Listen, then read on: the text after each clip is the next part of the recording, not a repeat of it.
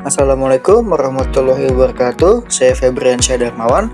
Pada kesempatan kali ini saya akan membahas tentang konsep ilmu yang paling penting dalam dunia ekonomi, yaitu tentang teori permintaan dan kurva permintaan. Jadi langsung aja kita menuju ke pembahasannya. Jadi yang pertama itu adalah teori permintaan.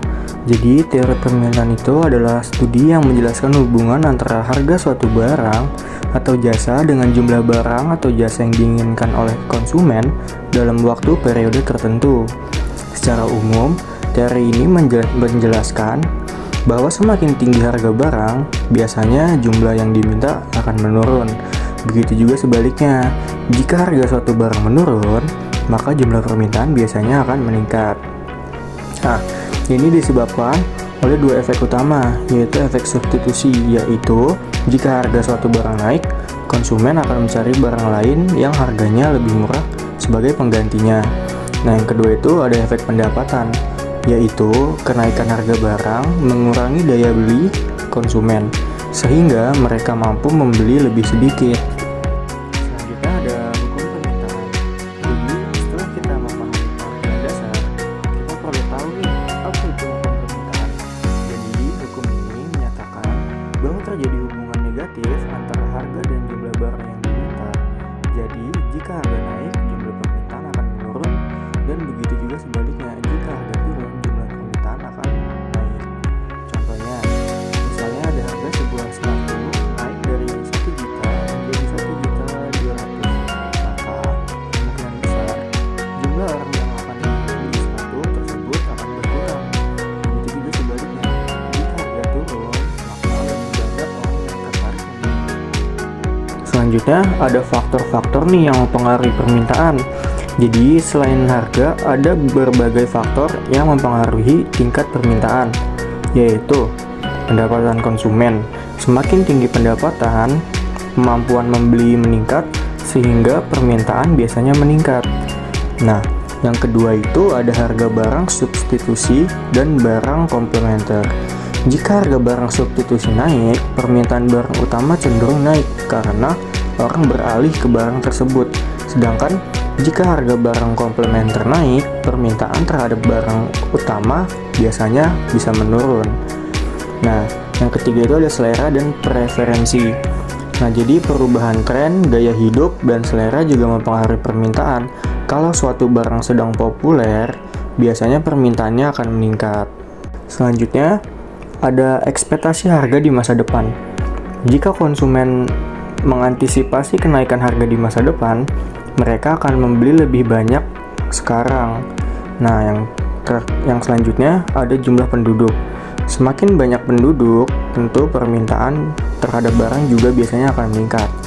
Nah, selanjutnya ada kondisi ekonomi dan sosial. Ketidakstabilan ekonomi dapat menurunkan daya beli masyarakat, sedangkan kondisi ekonomi yang baik dapat meningkatkan permintaan. Selanjutnya ada kurva permintaan.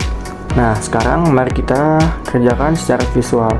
Kurva permintaan adalah grafik yang menunjukkan hubungan antara harga dan jumlah barang yang diminta. Kurva ini biasanya memiliki kemiringan menurun dari kiri atas ke kanan bawah. Nah, ini menunjukkan bahwa semakin tinggi harga, semakin dikit juga jumlah yang diminta. Misalnya kita punya data harga dan jumlah yang diminta sebagai berikut. Ketika harga 10.000, jumlah yang diminta 50 unit. Selanjutnya, ketika harga 8.000, jumlah yang diminta 70 unit. Nah, yang terakhir ada harga 6.000, jumlah yang diminta 90 unit. Dari data ini, kita bisa menggambar kurva permintaan, bagaimana hubungan tersebut secara nyata. Berikut kurvanya.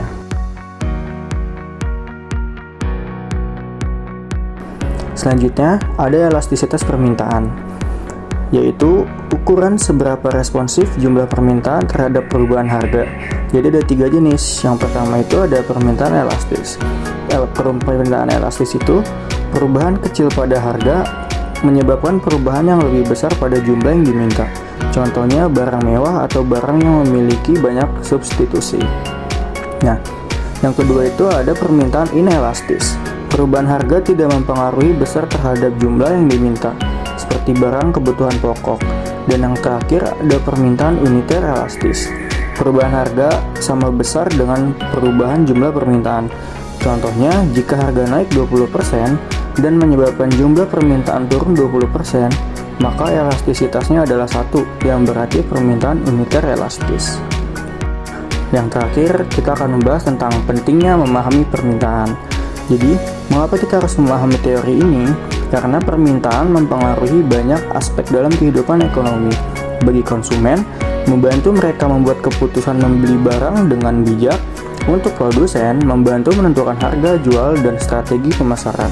Dan untuk pemerintah, membantu merancang kebijakan yang bertujuan menjaga kestabilan ekonomi dan pertumbuhan pasar. Nah, terakhir, pentingnya memahami konsep permintaan dan elastisitas adalah agar pihak terkait seperti perusahaan dan pemerintah dapat menentukan kebijakan yang tepat, misalnya dalam penetapan harga, strategi pemasaran, serta pengambilan keputusan ekonomi lainnya. Oke teman-teman, berikut adalah materi tentang teori permintaan dan kurva permintaan. Begitu saja yang bisa saya sampaikan, kurang lebihnya mohon maaf. Wassalamualaikum warahmatullahi wabarakatuh.